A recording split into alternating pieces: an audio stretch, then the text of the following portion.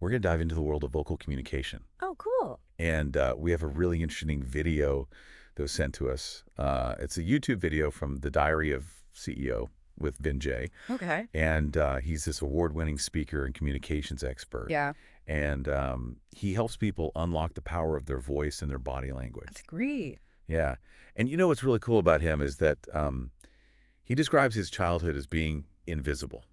Really? Yeah, he really lacked confidence, and he struggled to communicate. Wow. And his story is a really incredible testament to how much we underestimate the impact of our voices. Yeah, his own journey from feeling like invisible to becoming, kind of a vocal virtuoso is really, really inspiring. Yeah, it kind of makes you wonder, are we all just walking around playing single flat notes when we could be composing, entire symphonies with our voices? Yeah. Think about a time when you felt like you weren't being heard. Mm. Like maybe in a meeting, or you were just trying to get your point across in a conversation. Right. What if you could learn techniques to make your voice command attention and respect? Exactly. And that's exactly what Vijay teaches. Mm. He believes that true confidence comes from mastering this instrument that we all possess, our voice. Yeah. And he talks about projecting a vocal image. That's so interesting. It is, isn't it? Because, it suggests that our voice creates an impression, just like our clothing or our body language. Right. It's like, before we even say a word, our voice is speaking volumes about who we are and how we feel. But how do we shape that vocal image? Well, Vijay breaks down communication into 5 key foundations. Okay. Melody or pitch. Okay. Rate of speech. Okay. Volume. Tonality. Okay. And pause. I like it. So he sees each one of those as a dial that you can adjust to fine-tune your message. Okay, so let's start with melody or pitch. Okay. Think about how a soaring melody can feel so uplifting. Right. But then a minor key can sound kind of somber or sad. Yeah. Yeah. And it's amazing how much emotion music can convey. Definitely. And Vijay says that our voices have that same melodic power. What's really interesting is that he believes many of us have a much wider vocal range than we realize. We just haven't learned to really access it. Yeah. Remember that siren exercise that he demonstrated? Oh, yeah. It's not about hitting perfect notes or anything. Right. It's about exploring the full spectrum of our voices. Yeah. And finding those high notes and low notes that we never even knew we had. It's like we've been driving around in first gear our entire lives, and then someone shows us how to shift into fifth. Exactly. I like that analogy. And once you start playing with your pitch, you can really see how it changes the way people perceive you. A higher pitch can convey excitement or enthusiasm, Right. whereas a lower pitch can project authority or calmness. Now let's talk about rate of speech. Have you ever noticed how when you get nervous, your words just tumble out of your mouth? Oh, yeah, all the time. Yeah, and Vijay says that varying our pace is a really powerful way to make our message more engaging and impactful. It's like using punctuation in your speech. Speeding up can create a sense of urgency Right. or excitement, while slowing down allows for emphasis and it gives your listener time to process what you're saying. And it's not just about the overall pace. It's those subtle shifts in speed that can highlight those key points or create dramatic pauses. Oh, for sure. Think about how an actor might deliver a line. Yeah. They slow down to emphasize certain words. It's remember that exercise where they read that line from Taken? Oh, yeah. I will look for you, I will find you, and I will kill you. Yeah. And they did it at different speeds. Uh-huh. It was chilling how the impact changed just by adjusting the pacing. Yeah, it went from being almost comical to downright menacing when spoken slowly and deliberately. So it really makes you realize that how we say something can be just as important as what we say. Absolutely. Now let's move on to volume, which Okay. Vijay calls the lifeblood of the voice because Yeah. it's the foundation that carries all the other elements. What's interesting about this is that volume isn't just about being loud. It's Yeah. about using dynamics. Hmm. A well-placed whisper can be just as powerful, if not more so, than a shout. Right.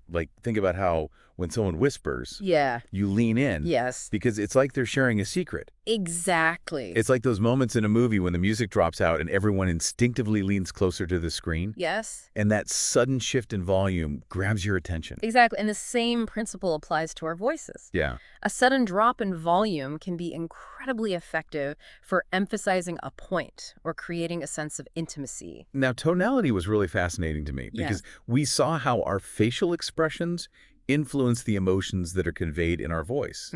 It's like our face is a conductor. shaping the tone and the feeling of what we're saying. And it's not just about like big, exaggerated expressions. Right.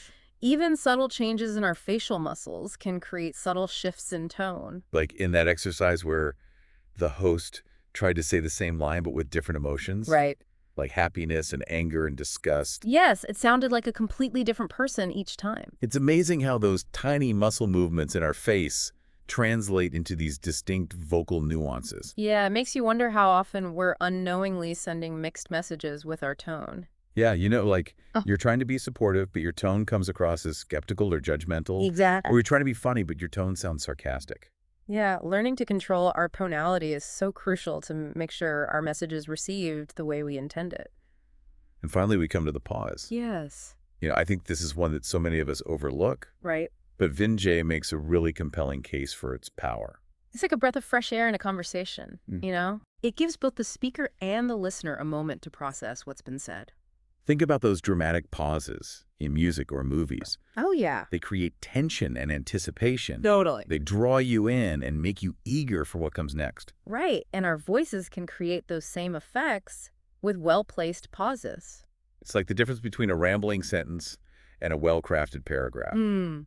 Pauses allow us to structure our thoughts, emphasize key points, Right. and invite the listener to really absorb what we're saying. They also create a sense of confidence and control. When we're comfortable pausing, it shows that we're not rushing to fill the silence Yeah. and that we're secure in the power of our message. So we've explored these 5 vocal foundations: melody, rate of speech, volume, tonality, and pause. Those are the big ones. But how do they actually play out in the real world? That's a great question. And how can mastering these skills make a difference in our everyday lives? Yeah, that's something that Vinjay dives into in a lot of detail. And he gives some really compelling examples of how these skills can be applied in lots of different contexts, Okay. from the workplace to our personal relationships. So let's dive into those real-world applications in part 2. Sounds good. But first, we want to hear from you. Have you ever tried any of these vocal techniques? Yeah, let us know. And what resonated with you the most? I'll be right back. After a short break. Yeah, after the break. Welcome back to the deep dive. Before the break, we were talking about, those 5 foundations of vocal communication. Right. And now let's kind of see how those actually translate into real-life scenarios. Okay. Especially, those tricky conversations that we all kind of face at some point.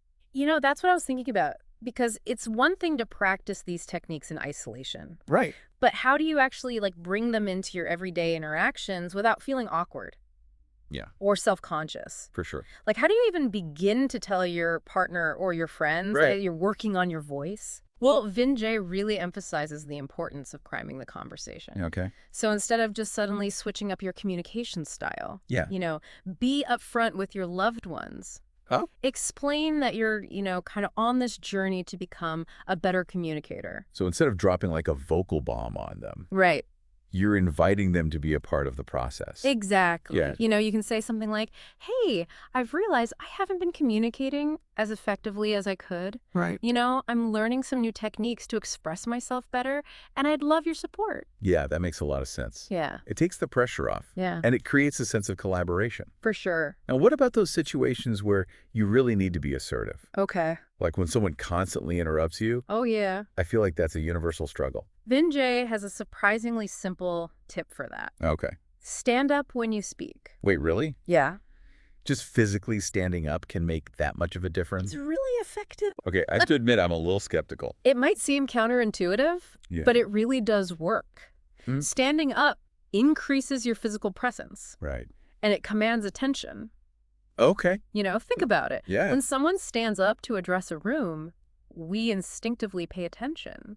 Yeah, that's true. Right. Okay, I see your point. Yeah. It's a nonverbal way of saying, hey, I have something important to say. Exactly. And I deserve to be heard. Yes. It's like claiming your space. Right. Both physically and vocally. I like that. But what if you're in a situation where standing up just isn't feasible? Right. Like in a meeting around a table. Yeah, Vinjay suggests priming the conversation there as well. Okay. You can politely set expectations Okay. by saying something like, hey, I'd love to share my thoughts fully. Yeah.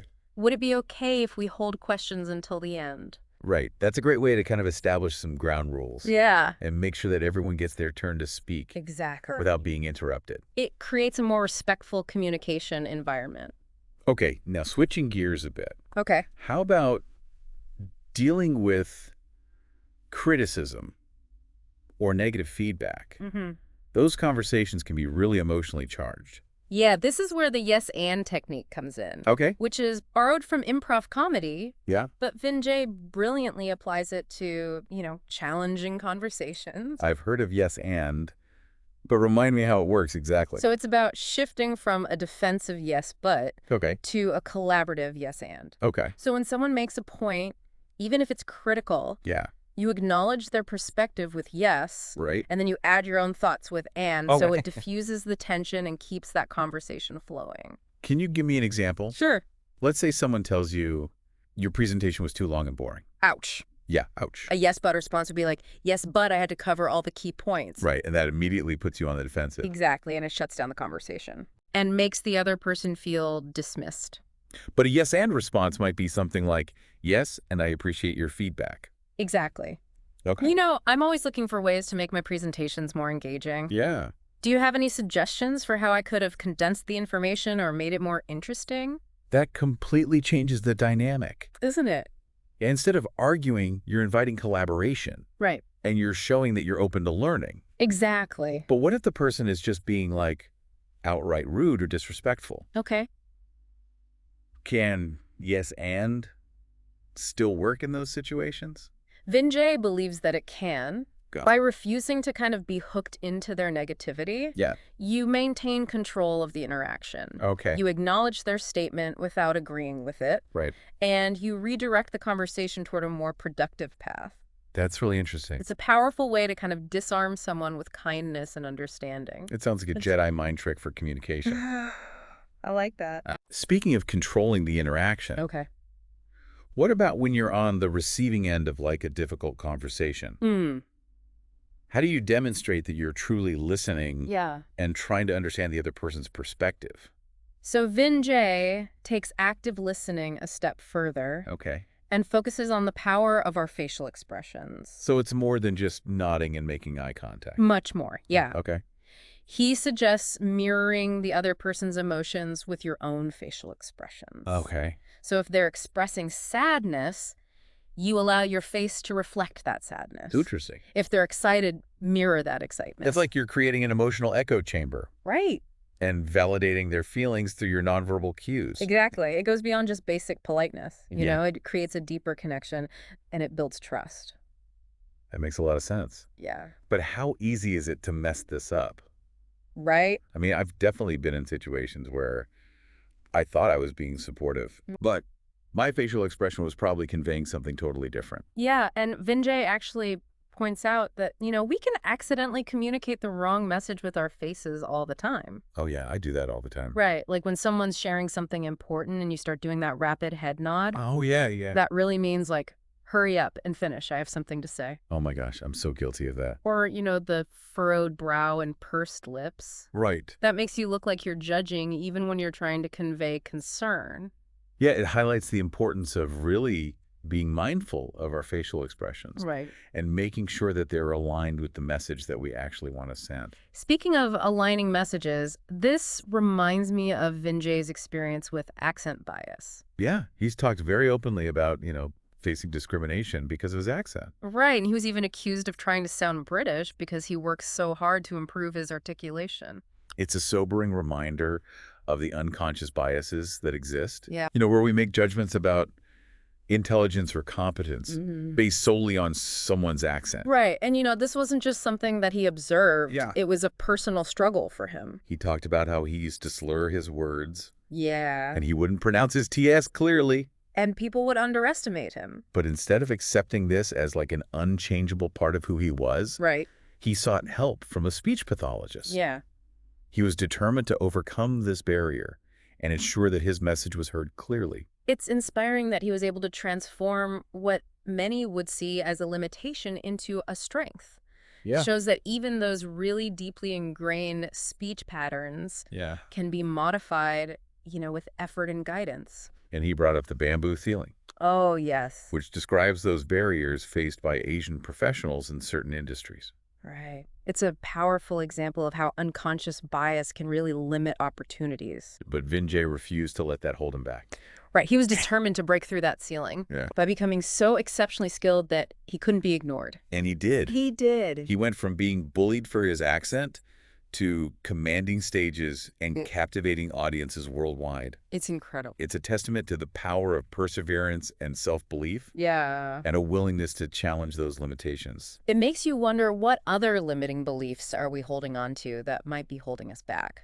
That is a great question to ponder. Yeah. Welcome back to the deep dive. Oh, yeah. You know, as we've been unpacking these ideas from Vijay, Yeah. I keep thinking about how communication is about so much more than just the words we say. It really is. It's about, our energy and our intention and the kind of impact that we want to have on the world. And that brings us to Vijay's really beautiful concept of becoming a luminary. Okay. Using our voices to spread kindness, compassion, and connection. I love that image of a luminary, like a source of light that brightens the space around it. Yeah. But how do we actually embody that idea in our everyday lives? It feels almost daunting when you think about all the interactions we have on a daily basis. Well, Vijay draws inspiration from Shakespeare's famous line, "All the world's a stage." Okay. And he points out that, throughout our lives, we step onto many different stages and we play different roles. Right. At home, we're partners, parents, children. Yeah. At work, we're colleagues, leaders, collaborators. And in each of these roles, we have a chance to use our voices to make a positive difference. So it's not about suddenly becoming this larger than life persona. Right. It's about bringing that intentionality and mindfulness to every interaction, no matter how small. Exactly. He gave a simple example, like making coffee for his wife. Okay. Even though he's not a barista, the care and attention that he puts into that act makes her feel loved and appreciated. Yeah, it's a reminder that those seemingly insignificant moments can actually be opportunities to connect and express care. I'm curious about his thoughts on overcoming those limiting beliefs that hold us back from truly shining our light. Yeah, so Vijay reminds us that we are not our thoughts. We have the power to choose which thoughts we believe Okay. and which ones we let go of. Right. So he encourages us to challenge those negative voices in our heads and replace them with empowering affirmations. So instead of telling ourselves, I'm not a good speaker, Right. we can reframe that thought to I'm learning and growing as a communicator. Exactly. It's a shift from self-criticism to self-compassion. I like it. And, he also emphasizes that becoming a luminary is an ongoing process. It's a journey of continuous improvement. Right. And it requires self-awareness, a willingness to practice, and a commitment to using our voices to create harmony rather than discord. Yeah, it makes you think about how we talked earlier about practicing with those neutral ears. Right. Those people that we encounter in our daily lives. Yeah, every interaction becomes an opportunity to refine our skills and experiment with these new ways of communicating. And in those moments, we might not even realize the impact we're having. Yeah. A kind word, a genuine compliment, a heartfelt apology. Right. These seemingly small acts can really ripple outward and brighten someone's day. It's almost like a pay-it-forward model for communication. The more we put positive energy out into the world, the more we create a space for others to do the same. And now, before we wrap up our deep dive, Yes. I can't forget to share Vijay's answer to that closing question. What is one thing you know to be true, even if you can't prove it? I'm on the edge of my seat. What profound truth did he reveal? He answered with unwavering conviction. You can negotiate any reality you desire. Well, that's a bold statement. It is. It really speaks to the power of belief and the idea that we have more agency in shaping our lives than we often realize. Yeah, he went on to say that even if he's wrong, he'd rather live his life believing in possibilities than being limited by doubt and fear. Yeah, it's a philosophy that has clearly fueled his own incredible journey. Absolutely. It's a reminder that our beliefs really do shape our reality. If we believe that we can achieve something, we're more likely to put in the effort and make it happen. Right. And even if we don't achieve the exact outcome that we envision, Yeah. the process of striving and growing is invaluable. And think about the ripple effect of sharing that belief with others. Yeah. By encouraging people to believe in their own potential. Vijay is empowering them to create positive change in their own lives and in the world around them. So as we bring this deep dive to a close, Yes. I'm left with a sense of hope and possibility. Me too. Vinci has reminded us that our voices are powerful tools. Yes, they are. Tools that can be used to connect, to inspire, to uplift, and to create a more compassionate and understanding world. It's a call to action for all of us. Yeah. To recognize the power of our voices. Yeah. And to use them wisely and intentionally. And until next time, keep diving deep.